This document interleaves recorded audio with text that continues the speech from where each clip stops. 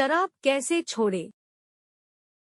एक समय शराब का एक व्यसनी एक संत के पास गया और विनम्र स्वर में बोला, गुरुदेव, मैं इस शराब से बहुत ही दुखी हो गया हूँ।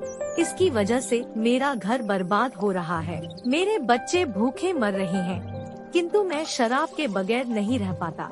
आप मुझे कोई सरल उपाय बताएं जिससे मैं अपने घर की शांति फिर से पा सकूं। गुरुदेव ने कहा, जब इस व्यसन से तुमको इतना नुकसान होता है तो तुम इसको छोड़ क्यों नहीं देगे। व्यक्ति बोला, मैं शराब को छोड़ना तो चाहता हूँ, पर ये मेरे खून में इस कदर समा गई है कि मुझे छोड़ने का नाम ही नहीं ले रही है। गुरुदेव ने हंसते हुए कहा, कल तुम फिर आना, मैं तुम्हें बता दूंगा कि शराब कैसे छोड़नी है। दूसरे दिन निश्चित समय पर वह व्यक्ति महात्मा के पास गया। उसे देख महात्मा झट से खड़े हुए और एक खम्भे को कसकर पकड़ लिया।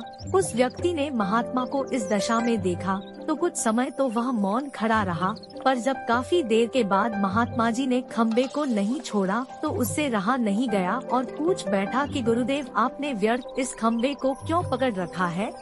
गुरुदेव बोले, वत्स, मैंने इस खम्भे को नहीं पकड़ा है, यह खम्भा मेरे शरीर को पकड़े हुए है। मैं चाहता हूँ कि यह मुझे छोड़ दे, किंतु यह तो मुझे छोड़ ही नहीं रहा है।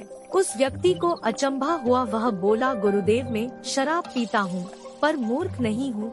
आपने जानबूझकर इस खम्भे को कस के पकड़ रखा है, यह तो निर्जीव है, यह आपको क्यों पकड़ेगा। यदि आप दृढ़ संकल्प ले तो इसी वक्त इसको छोड़ सकते हैं।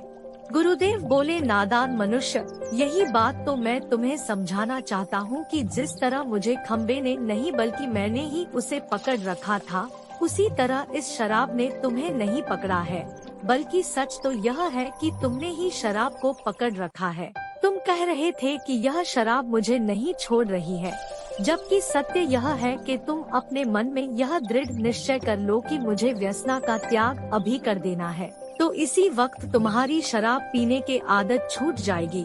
वह शराबी गुरु के इस अमृत वचनों से इतना प्रभावित हुआ कि उसने उसी वक्त भविष्य में कभी शराब न पीने का दृढ़ संकल्प किया। उसके घर में खुशियाँ लौट आई और वह शांति से जीवन यापन करने लगा।